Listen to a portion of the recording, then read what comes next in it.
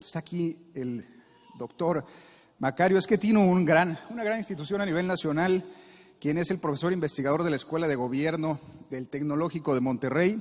Es ingeniero químico, maestro en economía. Mucha gente no lo sabe, pero él es ingeniero químico. Y la gran ventaja que tiene Macario es que al ser ingeniero químico y luego hacer una maestría en economía y luego un doctorado en administración, ha facilitado hablar tan claro de algo tan complejo muchas veces, Macario, que es la economía.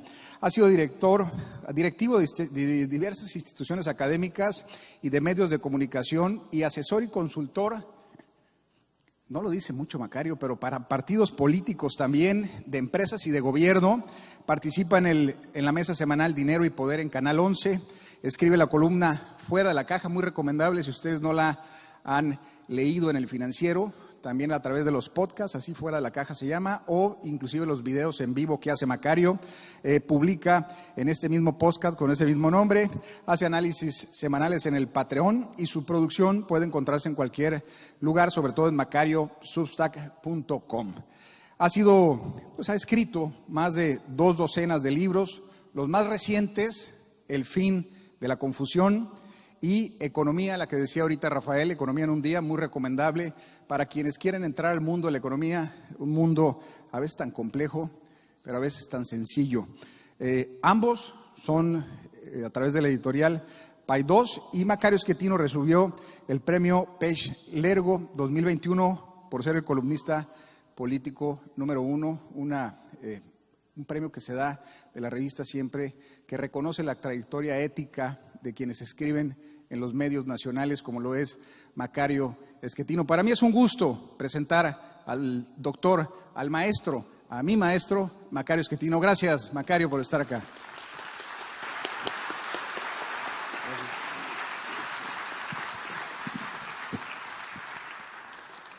Muchísimas gracias, muy buenas noches. Muchas gracias a Discovery México, a Rafael por invitarme a venir aquí. Gracias a todos ustedes. Un agradecimiento especial a Odín, que va a hacer el inmenso esfuerzo de traducir al inglés lo que yo diga, que no es sencillo porque hablo muy rápido y uso palabras raras, pero ánimo, mano, suerte. Yo quiero platicar con ustedes lo que creo que está pasando en el mundo y en México, y creo que el punto de partida es este. Están pasando cosas que antes no pasaban, están ocurriendo fenómenos en el mundo muy diferentes a lo que estábamos acostumbrados a ver. Hay muchísimos cambios, hay muchas interrogantes, retrocede la democracia en el mundo, eso todo el mundo lo ha visto, pero también retrocede el comercio, y es una cosa muy rara. Esto no ocurre con frecuencia y es una situación preocupante. Hay más violencia hoy de la que teníamos anteriormente, y la pregunta es ¿por qué ocurren estas cosas? Hace cerca de 30 años el Ejército de los Estados Unidos creó este acrónimo, en inglés, en español sería VICA, porque lo que ellos concluyeron es que nos encontrábamos en un mundo volátil, incierto, complejo y ambiguo, es decir, un mundo que cambia mucho, que no sabemos realmente de qué tamaño son los cambios que enfrentamos, en donde las relaciones no son directas sino múltiples, y en donde es muy difícil entender el significado de los fenómenos. Pero de todo esto, para mí lo más importante es la incertidumbre. Este es el problema importante, y la razón de que nos preocupamos por la incertidumbre es porque pues no nos gusta saber qué va a pasar, y no nos gusta porque tenemos planes y nos preocupa que esos planes no se cumplan. No nos gusta la incertidumbre porque no nos gusta perder, no nos gusta la incertidumbre porque nos da miedo. Y este es el problema que tenemos cuando enfrentamos incertidumbre. Incertidumbre es algo mayor que el riesgo. El riesgo es cuando yo no sé exactamente qué va a pasar, pero puedo ponerle probabilidades a los eventos. Incertidumbres cuando no tengo la más remota idea de qué puede ocurrir. Cuando de pronto ocurren fenómenos que yo ni siquiera me imaginaba que eran posibles. Insisto, esto nos preocupa porque no nos gusta perder. Sufrimos más cuando perdemos de lo que gozamos cuando ganamos. Si ustedes encuentran 500 pesos tirados en la calle, van a ser felices con sus 500 pesos. Pero si de pronto se dan cuenta que ustedes perdieron 500 pesos, su tristeza es muy superior a la felicidad que habían obtenido el día anterior cuando se los encontraron. Entonces, este sufrimiento que tenemos cuando perdemos hace que nos fijemos más en las amenazas que en las oportunidades. Yo estoy convencido que esto es resultado de la evolución. Si ustedes están aquí, incluyendo el niño, es porque alguno de sus antepasados se dio cuenta que el tigre era una amenaza y salió corriendo a tiempo. Todos los que no corrieron se los comieron y nunca se reprodujeron. Entonces todos ustedes están más atentos a las amenazas que a las oportunidades. De eso viven los medios de comunicación, de presentarnos amenazas. Por eso los noticieros siempre tienen violencia, incendios, explosiones, porque saben que eso atrae a la gente. La gente quiere saber si el mundo se va a acabar mañana. No les preocupa saber si mañana les va a ir bien o mal, lo que les preocupa es saber si el mundo se va a acabar. Les interesan las amenazas. Y esto es lo que hace que la incertidumbre sea pues un fenómeno que nos pone nerviosos a todos. ¿Por qué podemos tener incertidumbre? Bueno, hay 4 fuentes de incertidumbre. Saber qué es lo que existe, entender lo que existe, saber qué es lo que está bien hacer y saber qué es lo que debo hacer. Estas 4 fuentes de incertidumbre son totalmente distintas, las agrupé de esta manera, porque las primeras 2 corresponden a un tema de conocimiento. Saber que existen las brujas, los fantasmas, qué cosas existen, entender las cosas que estoy enfrentando, mientras que las otras 2, qué es lo que debo hacer y qué es lo que está bien hacer, es un fenómeno que tiene que ver con reglas. El primer grupo, el conocimiento, deriva de lo que los expertos le llaman la razón instrumental, saber hacer las cosas, mientras que lo segundo proviene de lo que llamamos razón mítica, es decir, los cuentos sobre los cuales vivimos. Y esta diferencia entre los 2 grupos de fuentes de incertidumbre es muy importante, porque la primera parte, el primer grupito, cuando yo no sé acerca de lo que existe o no lo entiendo, esto lo puedo resolver obteniendo información. Y esa información se puede acumular y se puede estructurar y se convierte en conocimiento. Y esto es lo que los seres humanos hemos hecho desde hace muchísimo tiempo. En cambio, las otras 2 fuentes de incertidumbre no se resuelven de la misma manera, puesto que tienen que ver con reglas, qué es lo que debo hacer, qué es lo que está bien hacer. Eso no se resuelve con conocimiento ni con información, se resuelve con cuentos, con historias. ¿Qué es lo que creo que debería yo hacer? Y estas historias, conforme las voy construyendo, funcionan para la sociedad en donde se crean. No son historias que puedan funcionar para cualquier sociedad en cualquier momento, son específicas de la sociedad en donde se construyen. Y esto nos lleva a un problema muy importante, no se pueden acumular. No puedo tener cada vez una mejor construcción de reglas. O si lo quieren ver en términos más claritos, la moral es un fenómeno que no se acumula, va cambiando. Y cada vez que cambia la estructura de las reglas, cada vez que cambia la moral, nos pone extraordinariamente nerviosos, porque ya no sabemos qué es lo que está bien, qué es lo que debemos hacer, y esto es lo que produce que tengamos problemas muy serios cuando las morales empiezan a cambiar. Un ejemplo, la pandemia. Cuando aparece el bicho, la primera información pues nos llevó a que todos nos encerráramos, porque no sabíamos qué estaba pasando. Conforme aprendimos, nos dimos cuenta que el cubrebocas es utilísimo y lo empezamos a utilizar y lo seguimos utilizando y ojalá lo sigan usando de aquí en adelante. Pero además desarrollamos las vacunas y ahora afortunadamente es más difícil morir de esta enfermedad. Es algo que logramos resolver porque es un tema de conocimiento. Sin embargo, al mismo tiempo que hicimos esto, pues había personas que decían que no iban a usar cubrebocas porque es un atentado contra la libertad de expresión. Pues, ¿de dónde, mano? Pero eso pensaban. Y otros decían, no, las vacunas no, porque las vacunas son más peligrosas que el bicho. les puede uno explicar nada, porque este no es un tema de conocimiento, es un tema de lo que creen que está bien, es un tema de moral. Y frente a las creencias, no existe evidencia que funcione.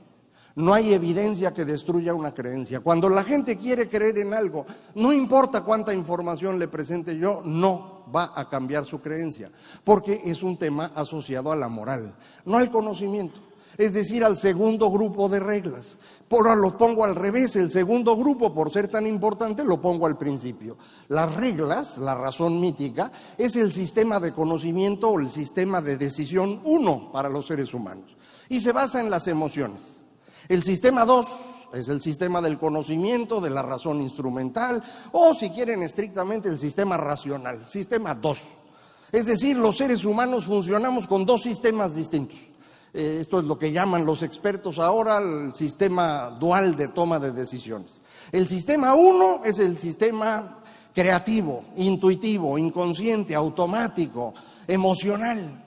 Mientras que el sistema 2 es el sistema lento, lógico, racional, digamos, cercano a la realidad, pero pues ese a nadie le gusta. De hecho, todos ustedes funcionan normalmente en el sistema 1. Es el que comparten con los animales, entonces lo traen de fábrica, es eficiente, rápido, no hay ningún problema.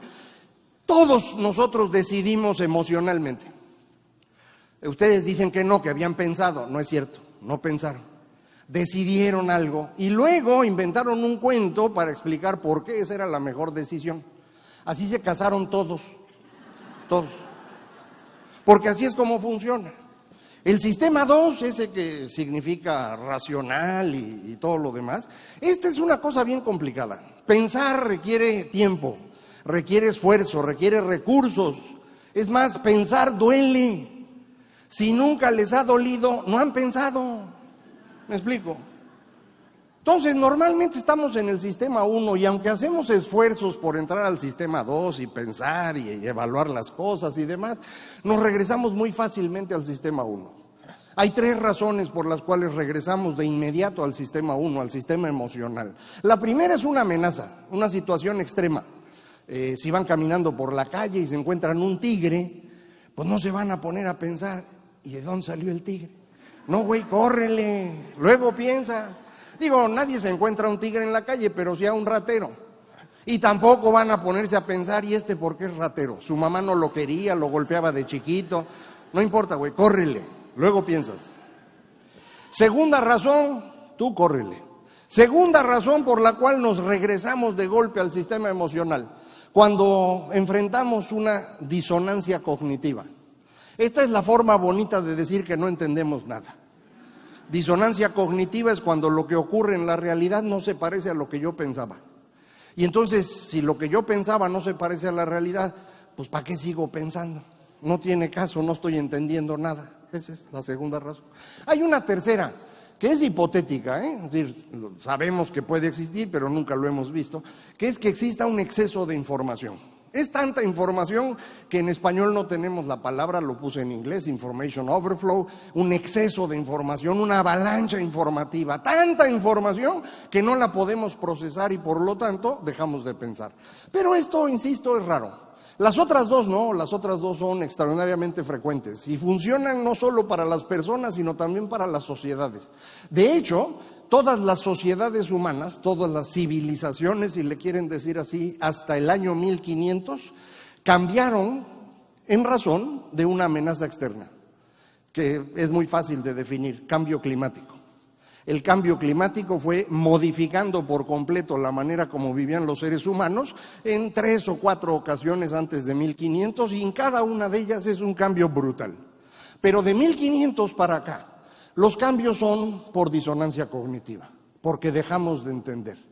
Y esta segunda parte es la que creo que es más importante, porque estamos después de 1500.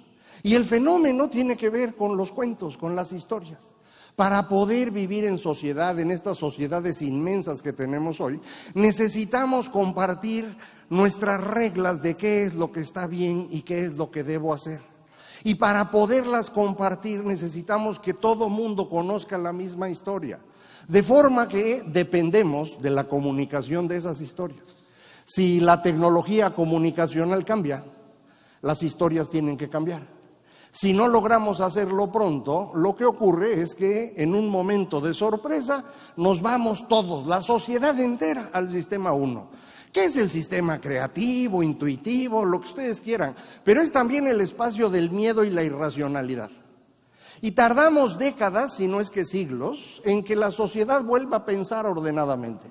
Y cuando lo hacemos, construimos sociedades prósperas, exitosas, lo que ustedes quieran, pero en algún momento vuelve a cambiar la tecnología comunicacional y volvemos a entrar al ciclo. Estos ciclos son los que explican qué ha ocurrido en el mundo en los últimos 500 años. Se los platico muy rápido para que vean. Inventamos la imprenta en el siglo XV y la imprenta permitió algo extraordinario. Montón de libros a los que todo mundo tenía acceso. Y esto significa un montón de ideas diferentes. Pero el problema es que en ese momento el mundo occidental dependía de una sola idea, que era la cristiandad. Cuando de pronto aparecen muchas ideas, la idea de Dios es una sola entre muchas, y entonces se empieza a derrumbar. Y el derrumbe de la idea de Dios lo que nos lleva es a un enfrentamiento entre los distintos grupos que quieren construir una nueva forma de acercarse a Dios, y estas guerras religiosas que arrancan en el siglo XVI y terminan a mediados del siglo XVII son el período más violento de toda la historia humana. Nunca hemos matado más gente que en esos 150 años. Y la razón es muy sencilla. Si vamos a discutir de Dios, la mejor forma es matando a los demás. Y así es como le hacemos. Ya cuando nos cansamos de matar gente, empezamos a construir un mundo más racional, más próspero, que ustedes conocen como la Ilustración, a partir de 1648. Y ahí construimos un mundo más exitoso, crecimiento económico, comercio, democracia, derechos humanos, e inventamos los periódicos. Y los periódicos son una fuente de comunicación distinta, que le permite a las personas del siglo XVIII tener información en tiempo real de lo que está ocurriendo en muchas partes. Podía uno saber qué estaba pasando en Roma, en París, en Londres, en Berlín, en el momento que ocurría. Y esto hace que la gente tenga que pensar distinto y no lo logra. Y entonces entramos en un nuevo proceso de emoción. Y este proceso de emoción, el que ustedes llaman romanticismo, y que se oye bien bonito, pero no lo era tanto. Ese es el periodo de la Revolución Francesa. Y acuérdense, la Revolución Francesa de lo que se trata es de cortarle la cabeza a todos. Y había que cortar un montón de cabezas. Y eso no es sencillo, yo no sé si lo han hecho alguna vez, pero cortar cabezas es muy difícil. O sea, le da uno el golpe y todo, y no cae. Entonces, por eso inventaron la maquinita esta que le picas botón y ¡shuc! Y cae la cabecita y todo el mundo tranquilo. Volvimos a matar gente a pasto. Nos serenamos a mediados del siglo XIX y empezamos a vivir en el mundo de la ciencia, el positivismo. Y otra vez el crecimiento económico y el comercio y la democracia y los derechos humanos, y que inventamos los medios masivos, el cine y la radio. Y estos medios no solo transmiten ideas, transmiten emociones. De manera que lo que ocurre inmediatamente después es que construimos nuevamente un periodo emocional en el cual nos dedicamos a matar gente. La Primera Guerra Mundial, la Segunda, las guerras de liberación nacional, y para 1968 nos volvimos a tranquilizar, y los siguientes 40 años, 50 años, vivimos muy bien. Crecimiento económico, comercio, democracia, derechos humanos, una maravilla.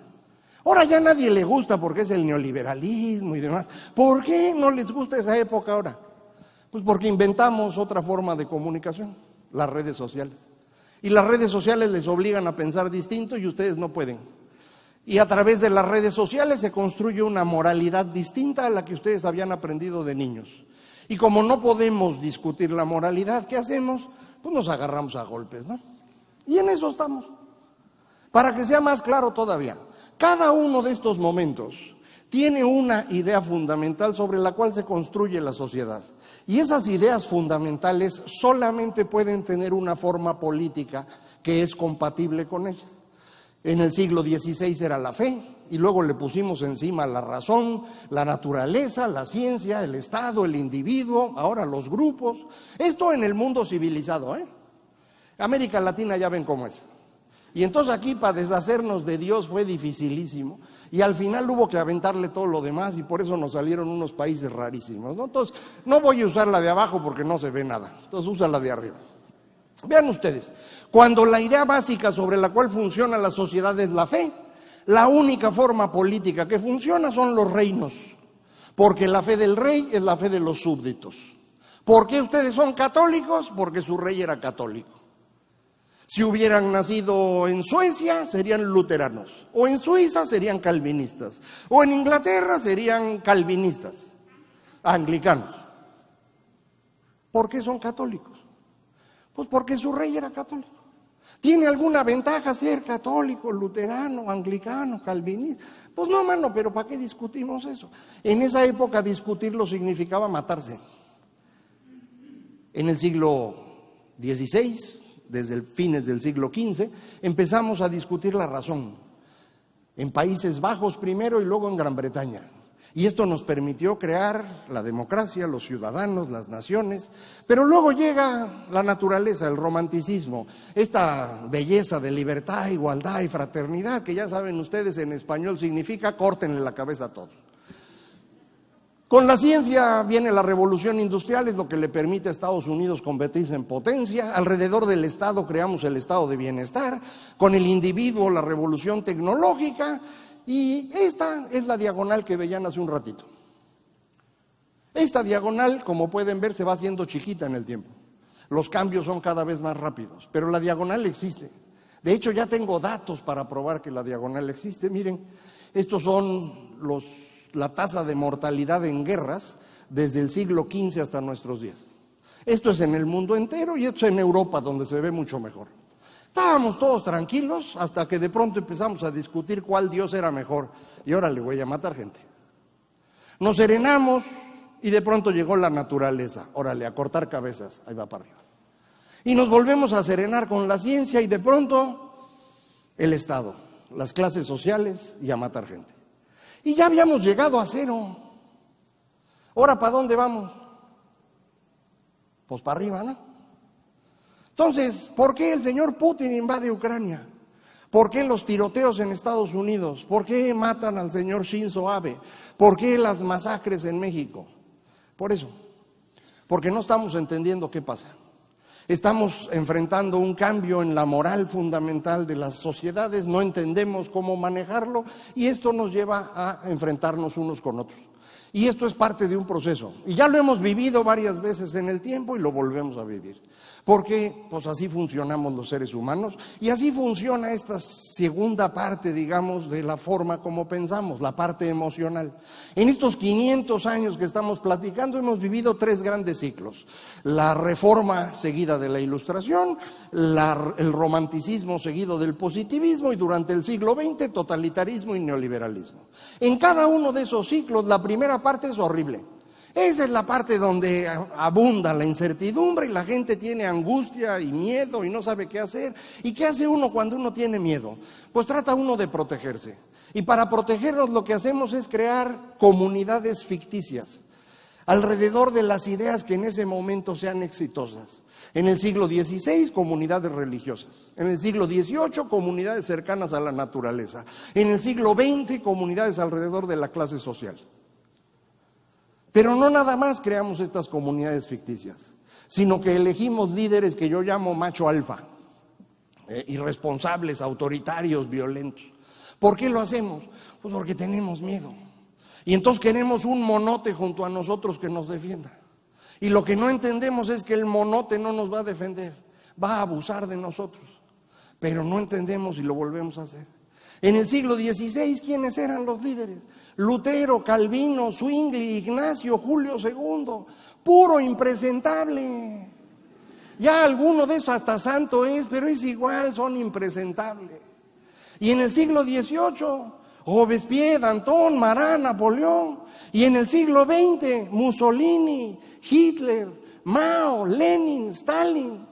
Y en el siglo XXI, Trump, Bolsonaro, Andrés Manuel, Bukele, Orbán, Erdogan, Kaczynski, Modi, Xi, Putin. Son un montón. Eso es lo que nos pasa. ¿Por qué eligieron los mexicanos en el 2018 a Andrés Manuel? Pues porque querían a alguien autoritario, querían un macho alfa.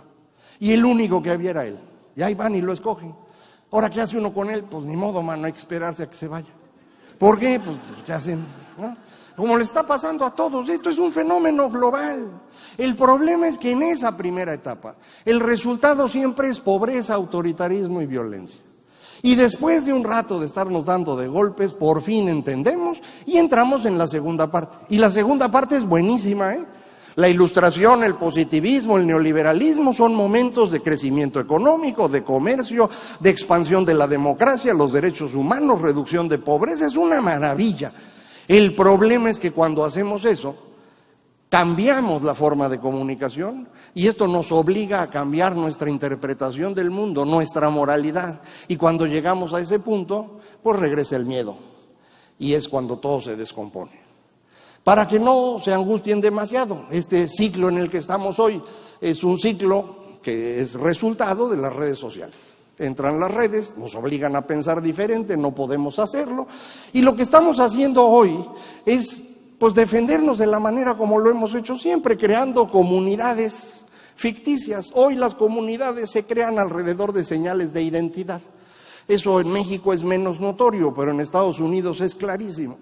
Las señales de identidad son las que vienen de fábrica, el color de piel, el género, la preferencia sexual, incluso la religión, que esa no viene de nacimiento, pero se aprende en la primera infancia. Y eso es lo que define a las personas. Y esto no es buena idea, pero no importa si es buena idea o no, eso es lo que estamos haciendo. Y la moralidad que se construye alrededor de estas señales de identidad es una moralidad que va en contra del funcionamiento de las libertades, la democracia, el mercado, etcétera. Y el resultado no va a ser sencillo, pero en eso estamos. Y elegimos, obviamente, a nuestros machos alfa alrededor de estas ideas. Y ese es el enfrentamiento en el que hoy estamos. No nada más en México, insisto, sino en prácticamente todo el mundo. Pero en esos 500 años en los cuales hemos vivido estos ciclos, también hemos avanzado notoriamente. Y para ello, creo que esta pintura puede ser un excelente ejemplo de cómo hemos cambiado. Esta pintura es el Matrimonio Arnolfini de Jan van Eyck, pintor flamenco, siglo XV. La pintura es 1434. Y además de ser una obra maestra, para mí es muy útil porque este es el momento del Renacimiento. Y sin embargo, esta pintura no tiene un tema religioso, esta no es una anunciación o una natividad. Y tampoco tiene tema político, los que están ahí o el que está ahí no es un capitán o un príncipe o un rey. Esta es una pareja de burgueses. Y esto es importantísimo porque en el siglo XV, en Países Bajos, por primera vez en la historia humana, nos dimos cuenta que hacernos ricos de forma privada se vale, es legítimo. Esto es muy interesante porque uno no se da cuenta que en toda la historia previa nadie podía hacerse rico. Nadie podía hacerse rico de forma privada. Si alguien lo intentaba, la religión o el Estado lo destruían. No importa qué religión ni qué Estado. Nadie podía hacerse rico. Es a partir del siglo XV en Países Bajos que las personas comunes y corrientes pueden empezar a acumular riqueza. Y esta idea no solo es exitosa en Países Bajos, sino que se logra exportar en la Revolución Gloriosa 1688 a la Gran Bretaña y de ahí al resto del mundo. Y esto es lo que cambia todo. Para que lo vean con más claridad, este es el ingreso por habitante en Inglaterra, Gran Bretaña, Reino Unido, el nombre va cambiando en el tiempo, desde el siglo XIII hasta nuestros días. Y vean qué pasa al principio, siglos XIII, XIV, XV, XVI. Pues no pasa nada. ¿Y por qué no pasa nada? Pues porque las personas viven como habían vivido sus padres y sus abuelos y así van a vivir los hijos y los nietos. Nadie quiere trabajar mucho porque ¿para qué, mano? Si empiezo a juntar riqueza, la iglesia o el Estado me la van a quitar. Pues que trabajen ellos, ¿no? Ya está. De pronto llega la idea de Países Bajos de que te puedes hacer rico solito. Y entonces la tecnología empieza a ser útil. ¿Por qué la revolución industrial ocurrió en Gran Bretaña? ¿No debía haber ocurrido en China? ¿No son los chinos los que inventaron todo? Que si la pólvora, la brújula, la imprenta, el papel, todo lo inventaron los chinos. Y sin embargo en China no hubo revolución industrial. Y la razón es muy simple. Si tú te querías hacer rico en China, el emperador te quitaba la cabeza. Y ser rico sin cabeza no es buena idea.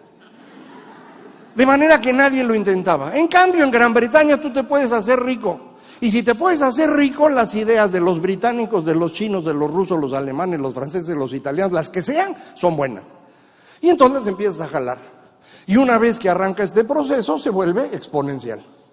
Y este cambio en la generación de riqueza es lo que cambió por completo la forma como vivimos. Hace 200 años, en 1820, el 95% de los seres humanos vivía en la miseria, en lo que hoy llamamos pobreza extrema. 95% de los seres humanos. En 150 años logramos reducir esa pobreza a la mitad. Y en los últimos 50 la redujimos en una cantidad equivalente. No ha habido mejores 50 años en la historia humana que los que acaban de pasar. Nunca habíamos vivido tan bien como los últimos 50 años. Nunca había habido tanta generación de riqueza, tanta reducción de pobreza, tanta ampliación de comercio, tanta expansión de la democracia y los derechos humanos, pero a ustedes no les gusta. Ahora dicen que no, que estaba horrible ese periodo. ¿Por qué dicen eso? Por las redes. Porque tenemos que volver a pensar el mundo y no entendemos cómo. Y entonces estamos bien enojados con esa época. Pero esa época fue exitosísima. Eso funciona cuando logramos descentralizar la toma de decisiones. Porque si las decisiones se concentran en una persona, las decisiones empiezan a ser muy malas. Si yo concentro el poder en una persona, lo que va a ocurrir es que esa persona va a tomar decisiones ya no pensando en los demás, sino fundamentalmente pensando en no perder el poder. Es el problema de fondo del poder en las sociedades humanas. Si el poder se concentra en una persona, esa persona en lo único en lo que va a pensar es en no perder el poder. Que si primero los pobres, que si el desarrollo, espérate güey, primero no perder el poder. ¿Por qué? Pues porque el poder es importante, pero porque el poder tiene sus privilegios. Yo no tomé la foto, él la mandó. Cuando se curó de COVID la primera vez nos mandó la foto y dije, mira, le ha ido bien. Cuando yo lo conocí hace 25 años, pues vivía en Copilco, no estaba así. O sea, sí ha mejorado. Y bueno, pues no quiere perder eso. Pero el problema no es él. El problema es el sistema, porque si todo el poder se concentra en una sola persona, todas las demás personas en lo único en lo que van a pensar es en reemplazarlo a él. ¿Por qué? Pues porque ahí no está el negocio, mano. Todo lo demás no sirve para nada. Y entonces todo el mundo está dedicado a reemplazar a este señor. Y esto yo no debería estárselos explicando a ustedes, deberían sabérselo. Así fue México en el siglo XX. Ese era el sistema en el que estábamos, donde una sola persona tenía todo el poder y todos los demás lo que querían era reemplazarlo. Y cuando esto ocurre, insisto, las decisiones son malas porque las personas solo piensan en mantener el poder. Esa es la razón por la que México no fue exitoso en el siglo XX. ¿Pudimos habernos convertido en un país desarrollado? Pues sí pudimos, pero no lo hicimos. Por eso, por esta forma de tomar decisiones. Y este problema se refleja hoy en lo que decide este gobierno, decisiones que ahuyentan la inversión, desde la construcción, la cancelación de la construcción del aeropuerto, todas las demás ya ni se las menciono, todos ustedes se las saben, hay un montón de reglas que han cambiado para detener la inversión. Y si la inversión se viene abajo, todo lo demás se viene abajo. Esta es la inversión en México, desde el año 2000. Es un índice que calcula INEGI, que vale 100 puntos para el 2013. Cuando llegó este gobierno estábamos en 108, 109 puntos. Antes de que llegara el bicho, 6 meses antes de la pandemia, ya nos habían bajado a 100 puntos. Habíamos perdido el 10%. Luego con la pandemia, hombre, la caída es brutal, como en muchas partes del mundo. El problema es que en México nunca regresa al nivel que tenía antes. A diferencia de lo que pasaba en sexenios previos, Fox, Calderón lograron crecimiento en la inversión, aún con todo y la gran recesión. Incluso lo logró Peña Nieto, que empezó muy mal justamente en 2013 con un problema de reglas en construcción de vivienda. Después de eso logró crecer. En cambio ahorita, vean, el comportamiento es francamente negativo y el nivel que tenemos de inversión hoy es el que teníamos en 2007, 2008, 2009. Estamos hablando de 15 años de rezago. Entonces, si la inversión se rezaga, pues lo demás no puede funcionar. porque si yo no puedo comprar herramientas o vehículos o puedo comprar instalaciones, pues va a estar bien difícil que esto funcione. Entonces, la economía mexicana se frena. Este es el comportamiento de la economía mexicana desde 1980. Esta línea blanca que ven ahí es la tasa de crecimiento promedio durante todos estos 38 años, de 1980 a 2018. Era un crecimiento de 2.35% anual, que ustedes decían, no, es muy poquito. Ahora que les den un año de eso, a ver, uno. Vean cómo cambia la dirección en 2018 con la cancelación del aeropuerto, se viene abajo la línea anaranjada, viene la pandemia y la recuperación ya no alcanza. Y entonces no solamente estamos abajo de la tendencia que teníamos, sino que ahora la dirección es más plana. El crecimiento potencial de la economía mexicana durante los 38 años que ven en la gráfica era de 2.35%. Hoy los que se dedican a esto estiman que el crecimiento potencial de la economía mexicana es 1.5%. Entonces no vamos a volver a crecer arriba del 2 por un rato, y esto implica pues que las cosas no están bien. Y crecimiento de 2.35 ocurrió enfrentando crisis muy diversas, crisis creadas por nosotros, como la de 82, la de 95, o crisis que venían de fuera. En 86 el precio del crudo, en 2001 la recesión .com y el ingreso de China a la OMC, en 2009 la gran recesión. Ahora nos tocaron las dos juntas, ¿no? La decisión de cancelar el aeropuerto y luego la pandemia.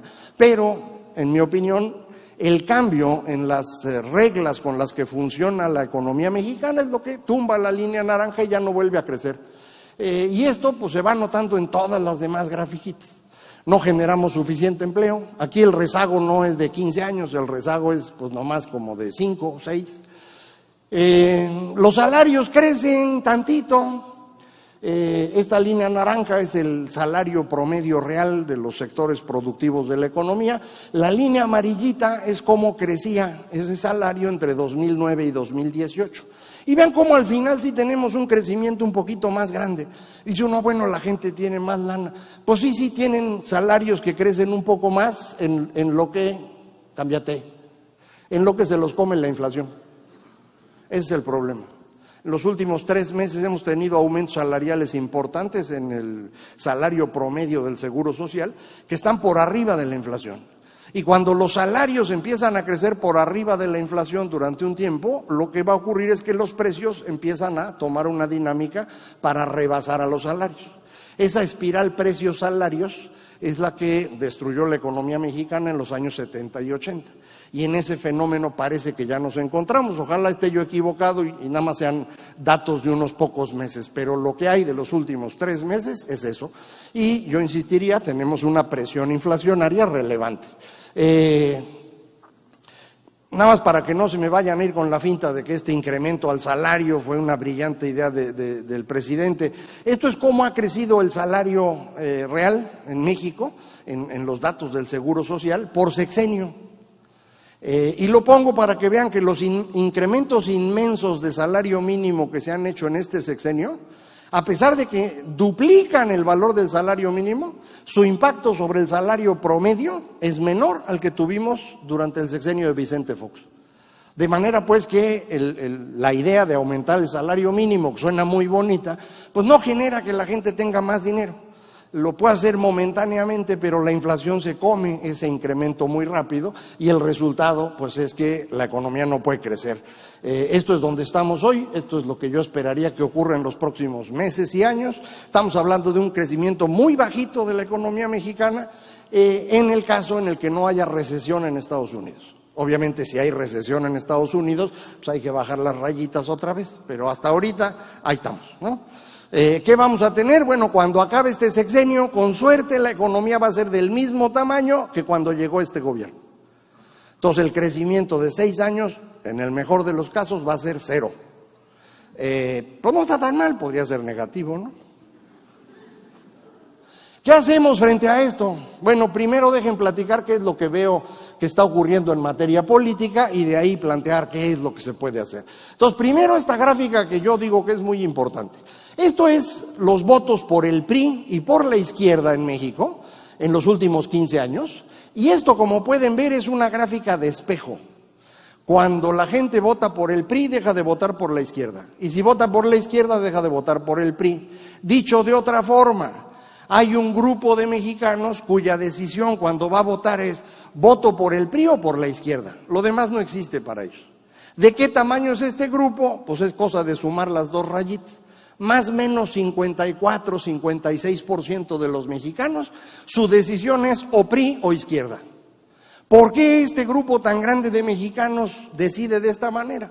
Porque es lo que aprendió en primaria. Cuando uno va a primaria, ¿qué aprende? Pues se aprende un cuento, una historia ficticia y simplista de México, que es la que repite el presidente en la mañanera, y entonces lo lógico es votar por el PRI o votar por la izquierda, y esa es toda la decisión que tienen que hacer. El resto de los mexicanos, el otro, ¿qué será? 44%, 46%, decide su voto entre Acción Nacional y Movimiento Ciudadano, esencialmente. Entonces, así es como está esto. Esto es importante porque mucha gente dice, no, pues ya no queremos que gane Morena. Pues entonces que el PRI se recupere, mano. No, es que yo tampoco quiero al PRI. Pues no se puede, mano. O sea, 56% de mexicanos va a decidir o PRI o izquierda. ¿No te gusta? A ver, ¿cómo le haces para que ese 56% se vaya? Pero si ellos van a votar, pues entonces no hay solución. Y esto se ve más claro cuando ve uno las elecciones estatales. Así estaba México en 2018, antes de 2018, y así está después de 2021. Lo que era rojo se puso morado. Bueno, ya aprovechando que se estaban llevando todos los amigos de Sinaloa que le echaron una mano al señor presidente, se llevaron también las bajas, ¿no? Eso fue ya nomás aprovechando, ¿no? Porque estaban en ese camino. Pero ahí estamos. Sin embargo, hicimos una cosa importantísima los mexicanos. Esto es cómo estaba la Cámara de Diputados en los primeros 3 años de gobierno del presidente López Obrador. Su coalición original, Morena más PT más PES, la línea naranja, le daba como 315 o 320 diputados, pero se jalaron al Partido Verde y con eso llegaron a 333. Ese número es mágico porque eso es el 66% de la Cámara de Diputados y es lo que se necesita para hacer cambios constitucionales. Entonces el presidente podía cambiar la Constitución prácticamente a su antojo en los primeros 3 años de gobierno. ¿Qué hizo? No hizo nada. ¿Por qué? Porque estaba convencido que en la elección del 6 de junio de 2021 iba a ampliar ese número, iba a tener 400 diputados y entonces sí iba a lograr el poder completo en México, iba a extender su mandato y después a reelegirse. Esa era la idea. Llega el 6 de junio y ustedes van a votar. ¿Y qué hacen ustedes? Deciden que Morena ya no tenga mayoría. Ni siquiera mayoría simple. Hoy, para que el presidente tenga mayoría simple en la Cámara de Diputados, necesita a fuerza al Partido Verde. Y esto es una pésima idea, porque el Partido Verde se vende al mejor postor. Y si hoy el mejor postor es el presidente, el año que entra, quién sabe. Y estos monos se van, ¿eh? Y si se van, el presidente no puede ni sacar el presupuesto. Entonces, esa noche del 6 de junio, el señor presidente se da cuenta que todo se vino abajo y que no se va a poder quedar. Y yo decía hace ratito, ¿qué es lo más importante para el que tiene todo el poder? Pues no perder el poder. Y de pronto los mexicanos le dicen, ya te vas, mano. Y entonces el señor se vuelve loco y dice, necesito un sucesor. Y esa noche dice, ¿quién puede ser mi sucesor? Pues está Claudia, está Marcelo. Pues sí, señor, pero los dos traen encima el problema de la línea 12 del metro que se vino abajo. Ah, pues el culpable es Marcelo y a Claudia, sálvenmela, ella es. Y entonces Claudia se convierte en la sucesora. ¿Por qué Claudia? Pues porque es la única persona que le garantiza obediencia absoluta al presidente. Y otra vez, lo que él quiere es seguir mandando él. Y necesita a alguien que haga exactamente lo que él dice y esa es Claudia. Entonces va Claudia. El problema es que la señora, pues, no va a ganar una elección ni de milagro. Es aburridísima, no tiene carisma, es una cosa horrible, pobre. Y entonces, pues no está creciendo. Y como no crece, el presidente ya se puso nervioso y dijo, tráiganme al mayordomo del conde Pátula, Adán Augusto. Y ahora es él, Adán Augusto, que porque es López y es de Tabasco, y su papá fue el que salvó a Andrés Manuel cuando era joven, y pues se quieren mucho, sí, pero si Adán Augusto gana, al otro día le da una patada a López Obrador, seguro, porque ese sí decide, no es como Claudia.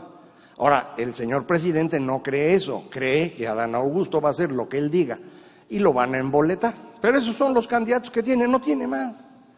No tiene más porque el presidente, para poder gobernar, lo que ha hecho es elegir personas menos capaces que él para estar a su alrededor. Y encontrar eso es difícil.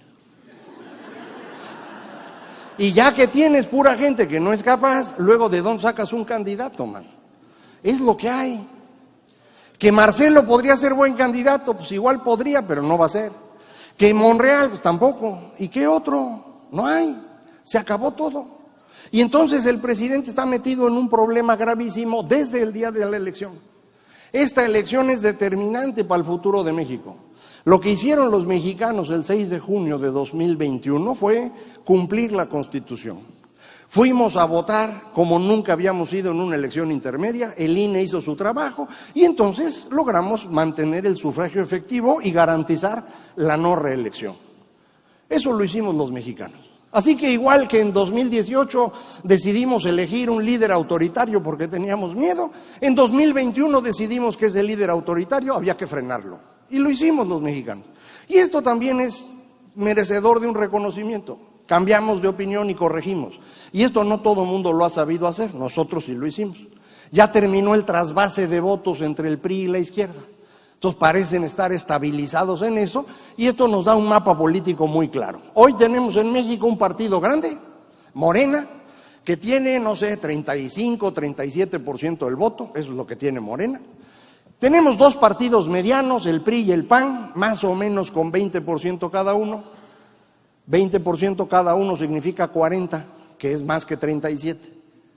Luego tenemos dos partidos chiquitos, Movimiento Ciudadano con 7 y Partido Verde con 5, y dos partidos al borde de perder el registro, PRD y PT. Este es el mapa político de México hoy. Y esto es lo mismo que teníamos en el 2000. En el 2000 era igualito, un partido grande, dos medianos, unos chiquitos y otros al borde del registro. Lo único que cambió es que estaba en primer lugar el PRI, ahora está en tercero. Y el que estaba en tercer lugar, que era la izquierda, ahora está en primero, pero es lo mismo. Y entonces a mí me parece muy razonable este mapa político, si eso quieren los mexicanos, está perfecto, nada más que sigamos contando los votos entre todos, que siga funcionando la democracia. Y si es así, el que gane, pues deberá gobernar. Ahora, ¿quién va a ganar y qué va a pasar? Bueno, para eso, déjenme presentarles esta herramienta que inventé hace más de 20 años, que es el mapa de las bolitas. Aquí voy a poner a los principales actores políticos de México. Esta que están viendo es la segunda versión del mapa. Antes era azul, ahora es anaranjado. Y antes hablaba yo de la izquierda y la derecha y eso, pero ya me di cuenta que eso no tiene sentido. Y entonces ahora lo que hago es ubicar a la gente en un continuo que va de las creencias a la incertidumbre. Y en el eje vertical las reglas, abajo las reglas más sólidas que existen, que son las instituciones, y arriba la ausencia total de reglas. Anomia es la palabra bonita para decir que no hay reglas. Y entonces esto me abre 4 espacios. Allá donde no tengo ni reglas ni certidumbre, lo que tengo es anarquía. No hay gobierno, no hay nada. Es una cosa horrible. Yo espero que nunca lo tengan que vivir. Si alguien quiere conocer qué es esto, puede ir a Afganistán o a Venezuela. No van a regresar, pero lo van a conocer. Entonces, si quieren, lleguen. Allá donde no tengo reglas, pero sí tengo creencias, es el espacio de la demagogia. Eso es lo que está de moda en todo el mundo. Este es donde está el señor Trump y López Obrador y Bolsonaro y todo lo que ustedes quieran. Ahí están. Aquí abajo, donde tengo reglas y creencias, es el espacio normal. Los seres humanos naturalmente formamos jerarquías. Ustedes han vivido en jerarquías toda su vida. La familia, la escuela, la iglesia, el ejército, la empresa, todos son jerarquías. Y este es el espacio interesante, en donde tengo incertidumbre pero con reglas. Este es el espacio de la creación. Y es una cosa bien difícil de ver. Para poder crear algo yo necesito incertidumbre. Cuando ya todo se conoce, yo ya no puedo crear nada. Yo necesito incertidumbre, desconocimiento, para poder crear. Pero tiene que ser una incertidumbre con reglas. Eso es la ciencia. En la ciencia, todas las respuestas son transitorias. Ninguna respuesta es permanente. Todas están sujetas a cambios, pero esos cambios deben seguir reglas muy claras. Eso es la democracia. En democracia yo no sé quién va a ganar, pero decidir quién va a ganar tiene reglas muy claras. Esto es una maravilla. El problema, pues es que es la incertidumbre. ¿Y qué pasa con los seres humanos en la incertidumbre? Se angustian. Y cuando se angustian lo que buscan es consuelo, y el consuelo está allá, en el espacio de las creencias, y ahí se van todos para allá. Bueno, en este mapa, déjenme poner los actores políticos mexicanos. Esto es 2018. Esto fue lo que ustedes eligieron en 2018. A mí no me culpen, yo nomás hice el dibujito. Es más, cuando hice el dibujito en 2018 dije, no puede ser, es una tontería, es un suicidio. ¿Cómo es posible que los mexicanos, por su propio gusto, le hayan dado todo el poder político a una sola persona? Esto es el suicidio de la democracia, es un absurdo, esto no ha ocurrido nunca en la historia, dije yo. Pero luego me puse a estudiar a ver si ya había ocurrido, y sí, ya había ocurrido, En 1946 en Argentina, un señor llamado Juan Domingo Perón inventó un partido político, lo llevó a las elecciones y ganó, sorpréndanse, con 53% del voto. Y luego no se quiso ir. A los 9 años lo corrieron en un golpe de Estado, se fue a esconder a España, desde allá siguió manipulando la política argentina, y al día de hoy, 75 años después, el peronismo ha destruido a Argentina. Y eso es lo que ustedes eligieron en 2018. Cuando me dicen, oiga, es que México va a ser como Cuba o Venezuela, no, va a ser como Argentina, mano. ¿Por qué? Pues porque eso eligieron. ¿Yo qué quieres que haga? Si ustedes dicen, va para allá, pues ¿qué le vamos a hacer? Ahora, en 2018, pensando en eso, dije, pues necesito saber qué está pasando. Voy a ver el entorno de Andrés Manuel. Y entonces identifiqué 4 grupos políticos. El de Marcelo, con su carnal Mario Delgado. Los bolivarianos, que ya me regañó un señor de Venezuela y me dijo, no les diga bolivarianos, son chavistas. Entonces los chavistas. Martí Batres, Jacob Poleski, El Fisgón, Paco Ignacio Taibo, esa gente, ¿no? El grupo de Claudia Sheinbaum y junto a ella un grupo de jóvenes académicos, Democracia Deliberada. Es un grupo que creó un señor que hoy es subgobernador del Banco de México, Gerardo Esquivel. Su esposa es la presidenta de INEGI, Graciela Márquez. Son muy amigos de la secretaria del Trabajo, del secretario de Desarrollo Agrario, Territorial y Urbano. La mitad del gabinete de Claudia viene de allá. Y bueno, finalmente el grupo de Monreal. Para no dejar esto así solito, puse por allá el Congreso del Trabajo de Napoleón Gómez Urrutia, un intento infructuoso, afortunadamente, de recuperar esta estructura corporativa. Y aquí arriba la subversión organizada en México, que es la CENTE. Y este es el mapa político que teníamos en 2018, y pues para mí era muy claro en qué dirección se iba a mover México, pues hacia la demagogia. ¿Por qué? Pues porque es lo que está de moda en el mundo, porque ahí estaba el PRI, en particular el PRI de Echeverría, que es del origen de Andrés Manuel. Ahí está Claudia, entonces dije, no, va a ser para allá. Pero de pronto el gobierno mexicano le mandó una carta al rey de España exigiéndole disculpas por la conquista. Y me dijo mi esposa, esa es la esposa de López. Y dije, tiene razón.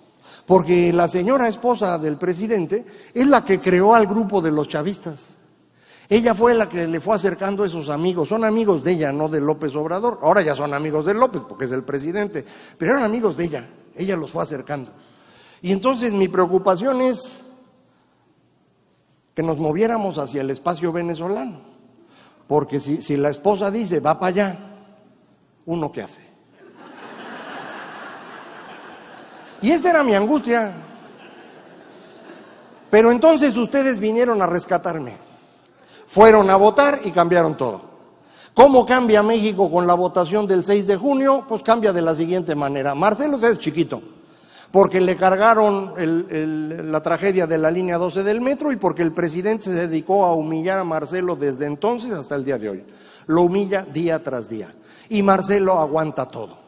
Y una persona que permite que lo humillen de esa manera no puede ser presidente.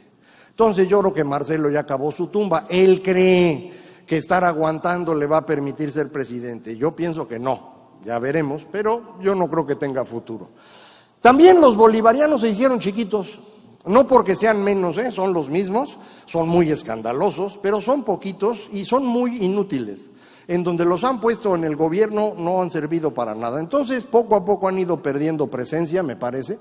Democracia deliberada también se ha ido haciendo chiquito. Y esto lo que me permite pensar es que ese camino hacia Venezuela, eso no existe. Entonces nos quedaba el camino argentino, pero ocurre lo siguiente, no nada más pasó eso, sino que también el PAN crece y el PRI reaparece. Y esto es lo que cambia las cosas. Y Andrés Manuel dice, necesito un sucesor. Y entonces construye una coalición muy curiosa, allá arriba, entre los tecnócratas de Claudia y los chavistas de su esposa. Por eso Martí Batres, uno del grupo de los chavistas, lo ponen a gobernar la ciudad para que Claudia Sheinbaum pueda hacer campaña por todo el país.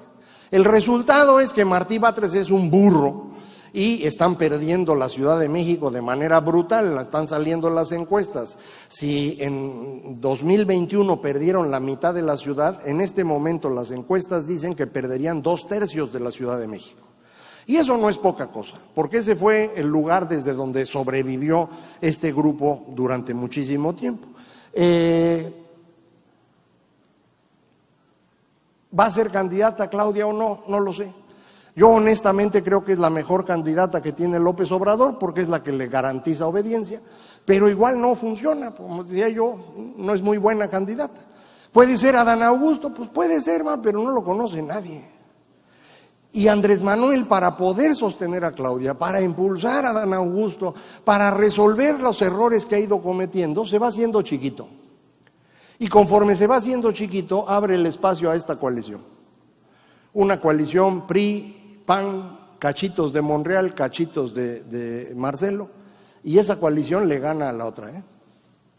Entonces, el momento en el que estamos hoy es muy curioso. La coalición del presidente es muy difícil de sostener, no tiene buenos candidatos.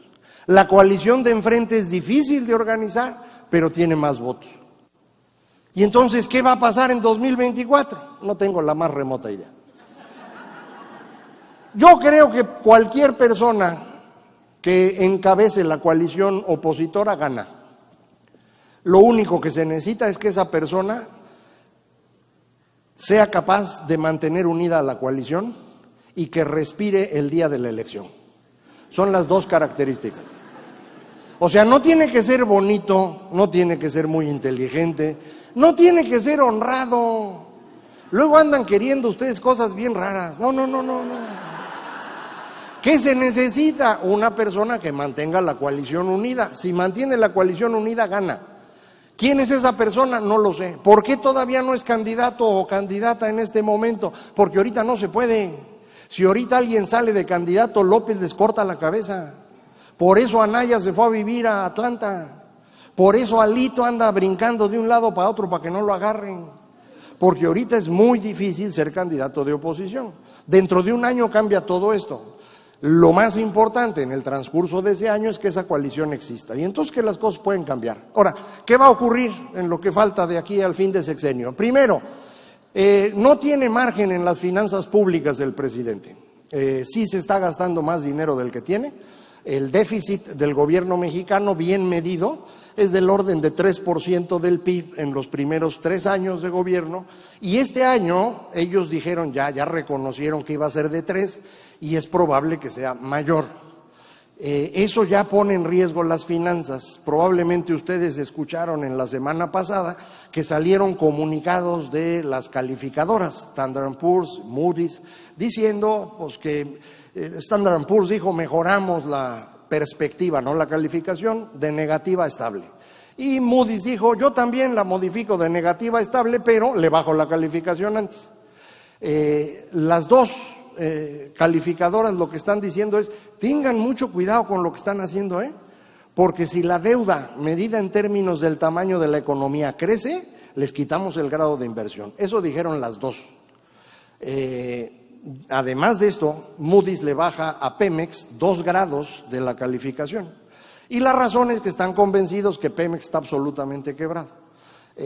No he podido hacer los cálculos más a profundidad porque necesito que salgan los datos de junio, que salen hasta dentro de 2 semanas. Pero con lo que veo hasta ahorita es difícil que el gobierno mexicano logre sacar las cuentas en orden. Yo espero una crisis fiscal.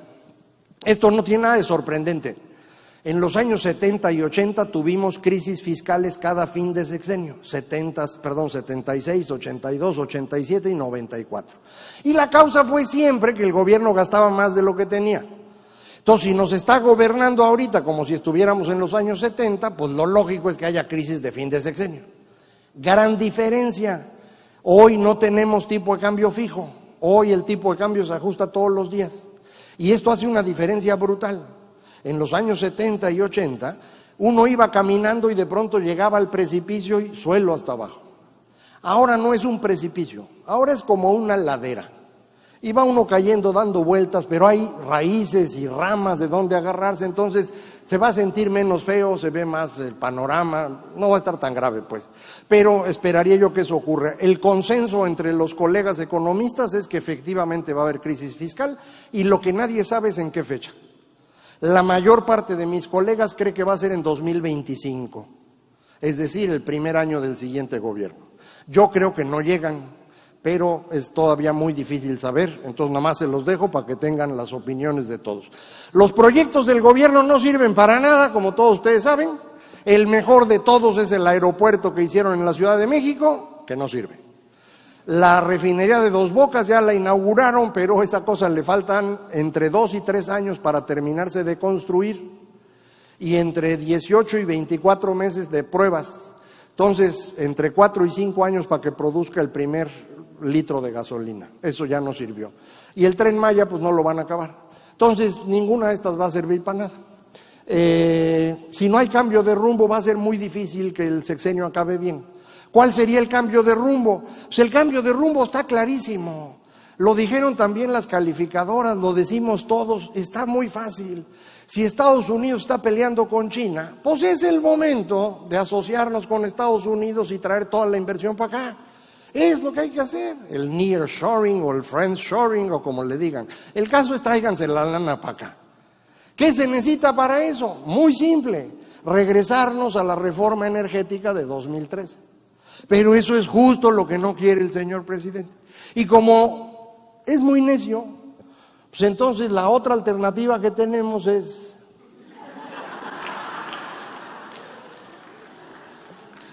viendo cómo están las cosas, viendo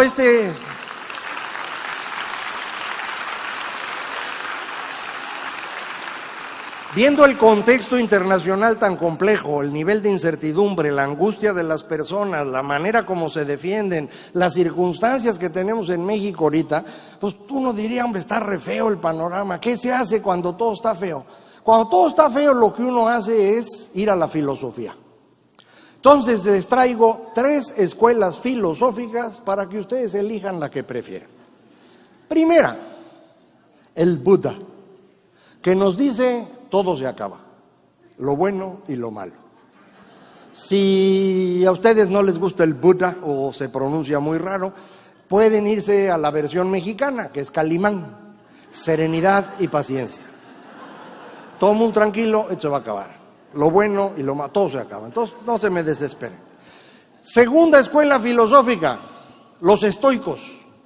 Los estoicos lo que nos dicen es: tú no te andes angustiando por cosas que no están en tus manos, man. Hay que entender y aceptar las tendencias globales. Tú no las vas a cambiar. Oye, que a mí no me gusta lo de los grupos identitarios. Aguanta vara, güey, no lo vas a cambiar. ¿Sí? ¿Qué es lo que tienes que hacer? Concentrarte en tu entorno, en tu gente cercana, en tu familia, en tu equipo, en tu cliente, que hoy ven las cosas distinto. Entonces eso es suficiente trabajo y deja el otro. Segunda escuela. Tercera escuela, que es la que a mí me gusta más, los epicúreos. ¿Qué nos dice Epicuro? Hay que abrazar la incertidumbre. El problema de la incertidumbre no es la incertidumbre, son los planes de ustedes. ¿Por qué se angustian? No es que yo quiero que pase. Pues deja de querer y vas a ver cómo todo se resuelve. ¿Qué hay que hacer frente a la incertidumbre? Pues hay que ponerse flojito. Hay que tener la flexibilidad para irse moviendo con el flujo. ¿Por qué? Porque el ponernos rígidos frente a un mundo cambiante es lo que nos hace sufrir. El tener la capacidad de ir ajustando las cosas es lo que abre la posibilidad de entender a la incertidumbre no como una fuente de angustia, sino como el maravilloso espacio de la creación.